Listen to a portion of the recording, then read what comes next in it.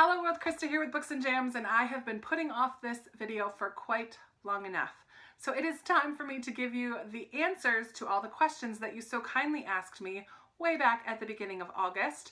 And I have some giveaway winners to announce. I'm going to start with the giveaway winners, and then if you'd like to stick around and hear all the answers to the questions, I would love for you to stick around. But let's start off with the fun stuff. I put everyone's name into an Excel spreadsheet and then used a random number picker. I did it a while ago and just never sat down to film the video. My two giveaways were $15 at Book Depository and a box of books from me. So the first winner is Kay Fleck and the second winner is Lisa Marr. I will be contacting you ladies. Thank you so much for participating in the giveaway and congratulations. Yay! Now, behind me, before I get any further, I just want to address that I am in a different location. This is my third bedroom, which I have made into my library. So I'm just going to give you a quick little scan. I have a bookshelf over there, two cubed shelves behind me, and then another tall one to my left. And also in this room, I do have two other bookshelves, a children's book shelf and another like Christian fiction and nonfiction bookshelf, which is overflowing, so I'm not sure what to do with that. So I will give you a full-on tour one of these days. I won't pull out book by book, but I'll give you kind of the rundown of this room, but not today, because today I have a lot of questions to answer for you. Thank you so much for those of you who sent questions, and let me just jump right into all of your answers. Stephanie, Wandering Reader, Robin's Egg Blue, and Share Inspired Journey Dream all asked me some variation of why am I moving? And the answer to that in a quick version is that I wanted a new adventure and I knew it was very clearly time to leave my job in Massachusetts. I tend to be a wanderer and I like to move to new places, so I just have to wait until I feel like the timing is right and almost like a release from God to move somewhere new. So here I am. Remembered Reads asked, which part of Virginia did I move to? And the answer is Richmond. Patricia B asked, what made me choose Richmond as the place to move? And when I was looking at places to go, I wanted to make sure I lived somewhere that I knew people. And I have a number of people that live in the area. And I've been telling my friend Leah that I was going to move down here for years. She's lived here all of her life. And I've told her for years that I'm going to someday come and live in Virginia with her. And here I am. Kayla French, Mel's Bookland Adventures, and Stamp and Cass all ask, what kind of job am I looking for? And the answer is something that is with kids all the time. I am currently substitute teaching. I love substitute teaching. I actually don't want to have my own full-time classroom. I prefer to sub because I like the variety from day to day. I am finding it a little tricky to get into the system though, as somebody new to the area. It's a little hard to get into the schools. They already have their lists of people that they love, and once they know me, they'll love me, but it's a little tricky to get into the in crowd in these schools, but I'm working on it. Shannon Riddler asked me, what's the first thing I'm going to unpack when I land in my new place? And the answer to that was my bedding on my twin bed, my guest bed, which is what I used as my bed for the first couple weeks here while I ordered a new bed. Flowered Pants asked, what made your parents name you Krista? And I'm not really sure. I probably asked that question when I was a kid, but I don't think there was really a reason. I think it was just a name that they liked. It was a little different from Crystal, and it worked until college. I never knew any other people named Krista. It was a pretty unique name while I was growing up, which was pretty fun because anytime anyone yelled Krista, I knew it was always for me. Ambi Crafts Reads asked me, what are some of my other favorite things about summer? And it's fall, right? I should have answered this question a long time ago, but I love being outside at parks, playing frisbee, going kayaking, going for walks. I love bonfires at friends' houses. Although I live in Virginia now, it's a little hot for bonfires. Camping, when I was younger, I loved to go camping with my family. Most of the time, I love to be outside, even in the summer when it's hot. So being at the beach or going swimming or kayaking or just being outside with friends is something that I love. So Ambi also asked, what's my favorite color and season and holiday and why? So my favorite color is teal or aqua.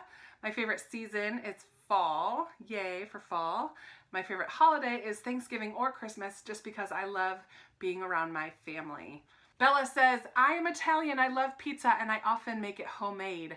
I'd love to know your favorite toppings. I'm super basic. I love meat and cheese. Lots of cheese and lots of meat. Any kind of meat, any kind of cheese. Leave the veggies for the salad on the side, but put the meat and the cheese on the pizza. Stephanie asked, what's my favorite vacation spot? And I don't necessarily have a favorite vacation spot. All of my vacations are a little bit different. I love to go exploring in a new town or a new country, a new culture, but I also love to sit and relax, whether that's at the beach. I'm not really a beach person, but I like to sit and relax where I can hear the water. I love to hear the water. So on the porch of a beach house where I can hear the waves but not have to be at the beach is fantastic. But I also love good ice cream places, good hiking, beautiful views. All of that equals a good vacation for me. Oh, and good friends, of course. The next section of questions is all bookish or booktube related questions. Read a Book asks, what fictional character would I want as my best friend? And for this, I just recently finished A Man Called Uva, and I loved Parvana, the neighbor of Uva. She was a no-nonsense, tell it like it is. She saw through his exterior to what was really going on, and those are all qualities that I love in a friend. She had humor, she was a little snarky, she didn't put up with his crap, but she was a really good friend, and it was very clear that she loved him. And I thought that she was fantastic. So I would love a friend like Parvana. Who Picked This Book asked, what's the weirdest book you've ever read? Also this past month, I've read the first book of Calamity Leak, and by far it's the weirdest book that I've read in a really long time. I couldn't figure out what was going on for a really long time, and I almost DNF'd it. You'll have to wait until my wrap up to hear more about it, but it was definitely a very strange book. Happy Elephant Books asks, what motivates me to make booktube videos? And I would say that my motivation now is a little different from my motivation when I first started. When I first started, it was because I was watching booktube videos for so long, and I just wanted to be a voice that was a part of the community because I also love to read and thought it would be fun to have a way to talk about the books that I was reading. But since I've been on BookTube for over a year and kind of have developed my own community here, now my motivation is you guys. I love comments. I love responding to comments. I love commenting on other people. I love watching the people that I now consider friends. I love watching their videos and responding to them there. I love the community that's here, and that is definitely what motivates me now. Of course, it's still reading books and talking about books, but I'm more motivated by the community than just talking about books to the void, because it's not a void anymore, it's you. Verku, I think that's how you say your name, I apologize if it's wrong, asks, if I could have one superpower, what would it be? Flying, easily. I'd get places faster and I could see the beautiful views and just travel to anywhere I wanted, so definitely flying. And if I could trade places with one person in a book, who would it be? And I think I would choose, oh man, I think this was a hard one for me to think of. I think what came to mind most consistently was Lizzie Bennet, because she's a book lover and she has a big family that loves her, and she gets Darcy at the end. So yay for Lizzie Bennet. And I relate to her a little bit in the misjudging of people. I do that sometimes. I think we all do, probably. It's not a good trait, but it happens. But I relate to her, and so I feel like trading places with her would be pretty natural, except I hate wearing dresses. So that would not be very fun. But a modern day Lizzie Bennet, I choose that. Portraits of M.E. asks, what books do I often recommend to people who ask me? And that changes depending on the person and depending on what I've most recently read. But always, almost always, I recommend Redeeming Love by Francine Rivers, because it's one of my all-time favorite books, which we're going to get to in another question. And I also recommend Station 11 recently. I've recommended Homegoing by Yaa Gyasi recently, but usually I recommend Redeeming Love by Francine Rivers because I love that book so much. Willow Reeds asks, if I could choose a book world to live in, where would I choose to A, live as myself in that world, or B, live as a character in that world? So A, I chose Sisterhood of the Traveling Pants. I'm not a big fantasy person. I don't want to live in a fantasy world, but I would love to be a friend of the friend group that's a part of the Sisterhood of the Traveling Pants. At least, maybe not now, but when I was a teenager. That would have been a lot of fun. And B, to live as a character in the world, I already said Lizzie Bennet. I would love to be Lizzie in Pride and Prejudice. Oh yeah, I don't know if I said Pride and Prejudice before. She's from Pride and Prejudice by Jane Austen. Hopefully you know that. April from Getting Hooga With It asks, what book has made me cry the most? I cry a lot in books, and I love books that make me cry, but probably the one that I cried the most was A Monster Calls by Patrick Ness. I don't know if I've talked about this very much before, but I personally have lost some very close family members. My dad passed away when I was in college, And about 6 years ago, I lost a sister and a niece who were much too young. So I connect so much to grief in books. Whenever I read a book about somebody who's grieving, I understand them, even if they grieve differently than how I have grieved up until this point in my life. Grief takes on so many different forms, but I find myself being brought back to those emotions so quickly and easily when I connect to that grief in another character. In A Monster Calls, the little boy, I forget his name right now, he is dealing with grief. He doesn't recognize it as grief, but that's what the whole book is really about. And so I really connect to it in a lot of ways, and it tore at my heartstrings a lot. So I had to put the book down a couple times to have a little bit of a cry. So that's probably the one that made me cry the most. Whew, that was my longest answer. Kristen's Library asks, when did I feel settled and confident in my channel? Is that a thing? Do I get to feel that someday? No, I do feel pretty confident and settled in my channel. I'm not sure that there was a moment that I recognize as that happening. I think as I started to build subscribers, each milestone was such a major deal for me because it was never expected. I think having conversations with you guys and getting to know some of you and having you get to know me. I still, though, get really nervous when I do videos. I've been putting this question and answer video off for ages. Every time I get tagged in a video, it sort of stresses me out because I don't do tags that often on my channel. So I still get the nerves and I still get uneasy, but I don't feel insecure, I guess. I don't mind talking to my phone to nobody because I live by myself, so I talk to myself all the time.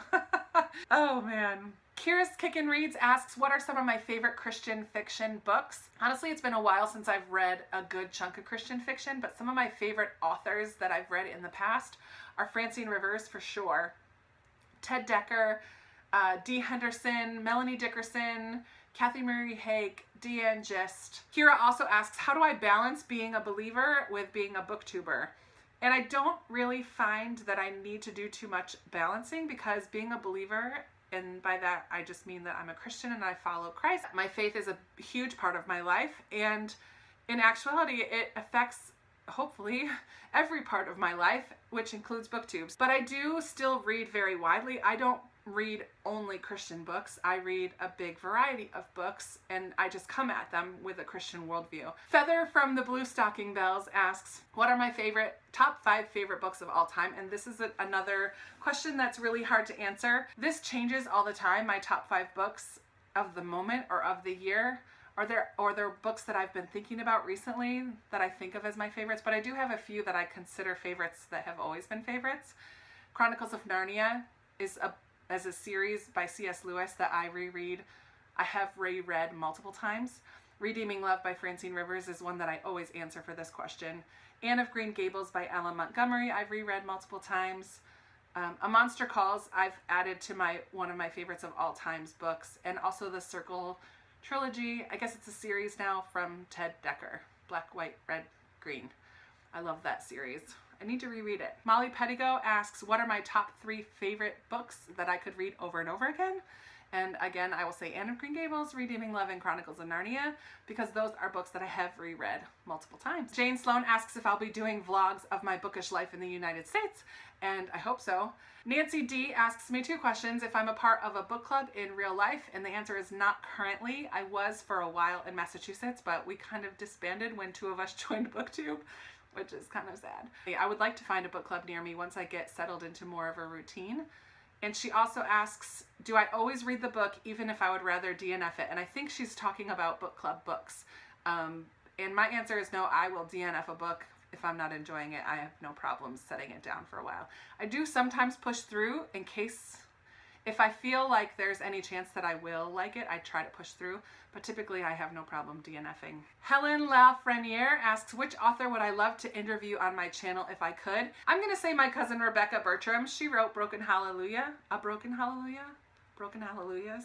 Oh my word, I forget right now. She actually lives near me now in Charlottesville, and I absolutely plan to talk with her on my channel just to talk about her process as an author and how she published and why she wrote her story. I've talked about her book many months ago when I did read it, when it first came out. I would love to talk with her on my channel. And finally, Amber Eats Books asked, if I had to pick one book to read during the autumn, what would it be and why? And I'm gonna say Thornbirds. This is one that I recently hauled. It's by Colleen McCullough, I think. It's a huge book and it's gonna take me a while to read it, but it just, the color of the cover, and it's a kind of family saga, it just feels very fall to me. So it's gonna be one that I start in the near future and maybe take a couple months to finish, but that's one book that I'd like to read this fall, so we shall see.